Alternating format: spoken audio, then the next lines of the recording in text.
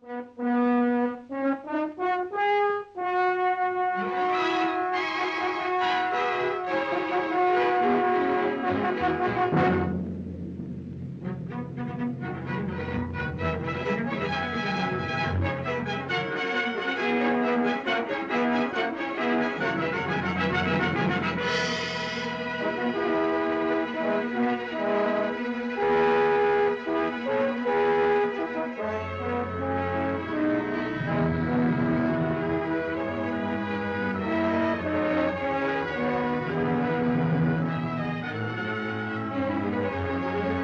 British Isles, with their thousands of miles of rugged coastline, deep rivers and natural resources, are fitted by nature to be the birthplace of ships. Around Britain, ships, big and small, are built for service in the four corners of the earth. And yet of these thousands of ships which leave British shipyards, no two, not even sister ships, are alike. Each has as distinct a personality as a human being. But if you come into a typical British shipyard, when they're laying the keel of a new ship, you will look in vain for this personality in the din and clatter of the yard. Your first impression will be to wonder how dead steel can ever go to sea, and how the number of a job can ever become the name of a living ship. There is little in the confused tangle of steel that can be recognized as part of a ship at all. This giant casting, for instance, hardly looks as if it will one day become merged in the graceful stern of a ship, giving the steering and propelling gear invisible strength.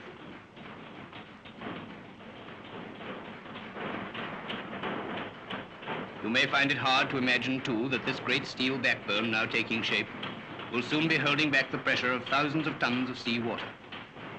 But in the minds of the men who are building her, ship number 242 has already begun to take shape. Every plate and girder that comes into the yard has its own place not only in some part of that ship, but in the minds of the men who build her. From the crane driver, who has worked her for 20 years, to David, the new boy, with his lump of chalk, waiting to make his mark in the world.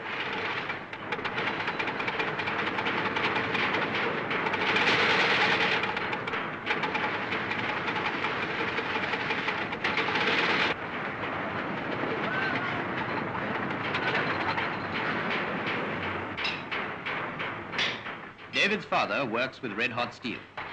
His job is to hammer and twist ribs for the side of the ship. This is no haphazard work, for every rib is forged to an exact pattern marked out on the floor, and each is different.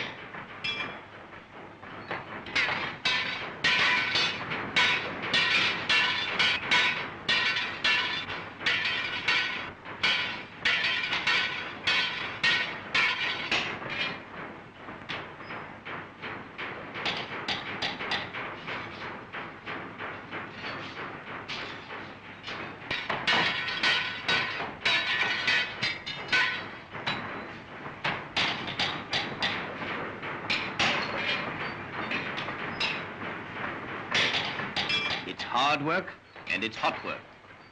And one of David's jobs is to keep his father supplied with tea.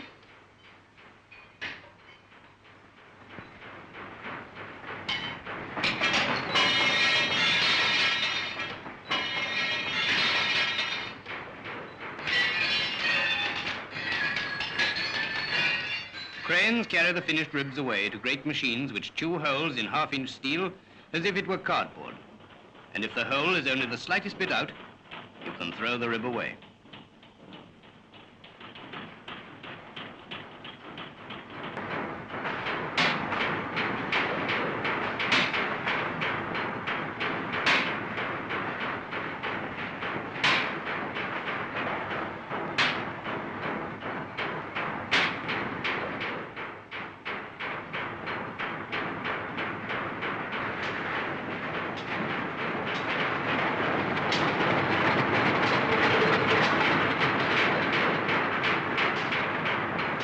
After weeks of patience and hard work, the ship begins to rise in the stocks.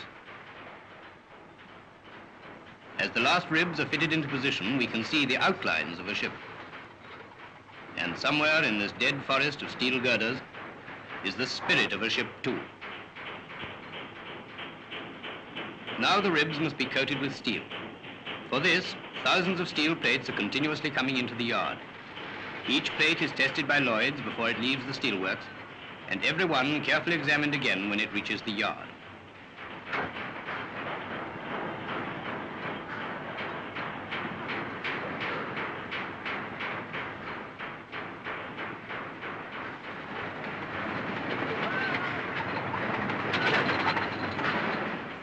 To us, perhaps, one plate seems the same as another, but the men know exactly where each plate belongs, including this one.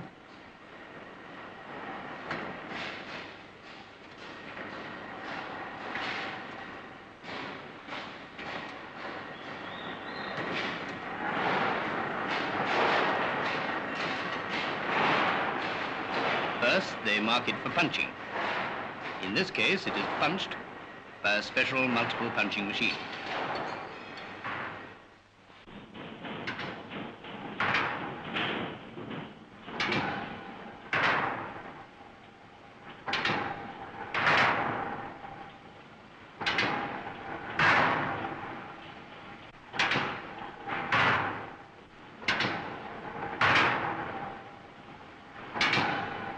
After it has been well and truly punched, the plate is next cut to its own particular shape on a shearing machine. Thus it will fit snugly alongside the thousands of others which form the sides of the ship.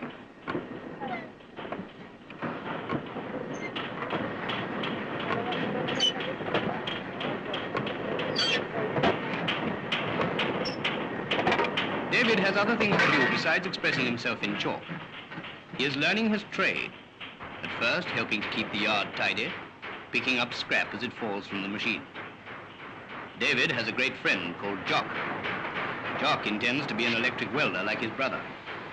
And in a year, he and David will be apprenticed to their trades. For 5 years, they will do nothing but learn. The skill and craft of shipbuilding is a tradition which carries on beyond the span of any man's life.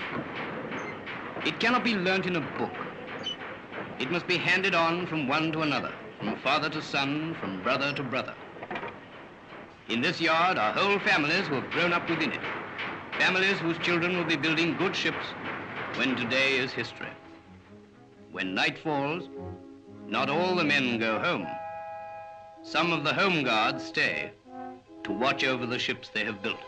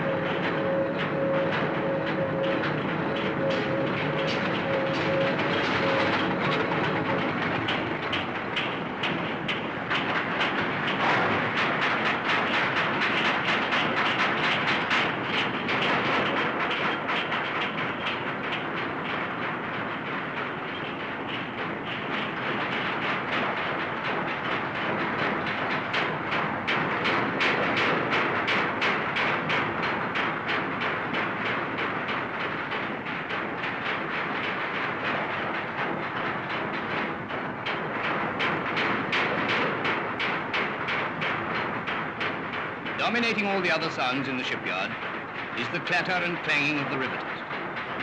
Their work, above all others, makes steel go to sea. The riveters join the thousands of individual parts together and make them one.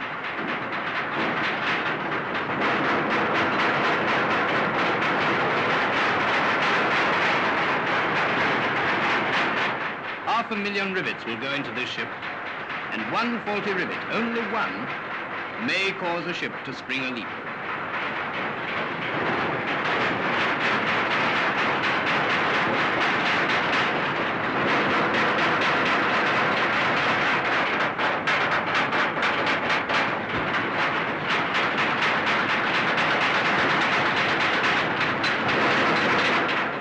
5 years to train a man to hit a rivet soundly with a hammer.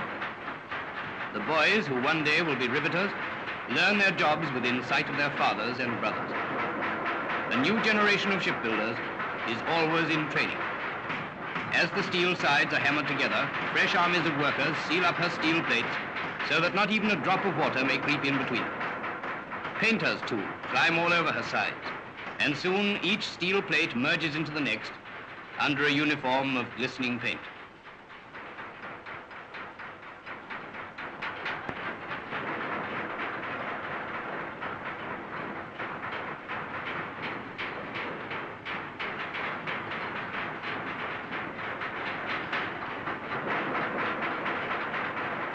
At the same time, runways are greased with tallow so that at the launching, number 242 will slip easily into the water.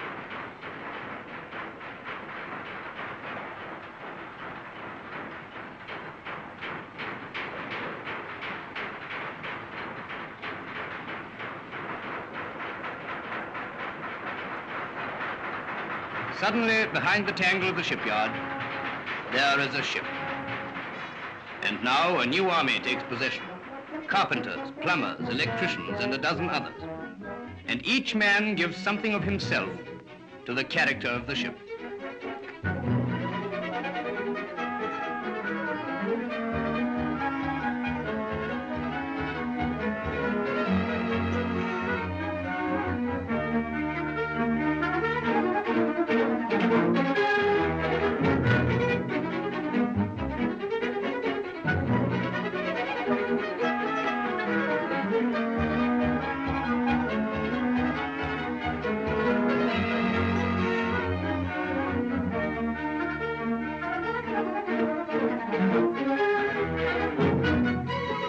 Months of patient work are coming to an end. The men of the shipyard have worked their miracle in steel. Steel is ready to go to sea. Job number 242 will float on her first tide in a few hours. Little remains to be done.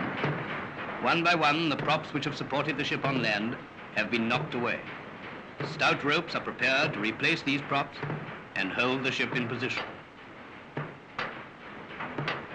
As the props go, the whole weight of this great ship will depend only on this bundle of ropes.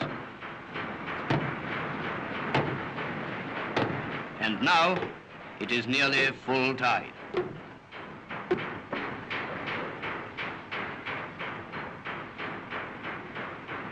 As the time draws near, the men in the yard, and their wives and children and people from miles around, gather to see how number 242 takes the water.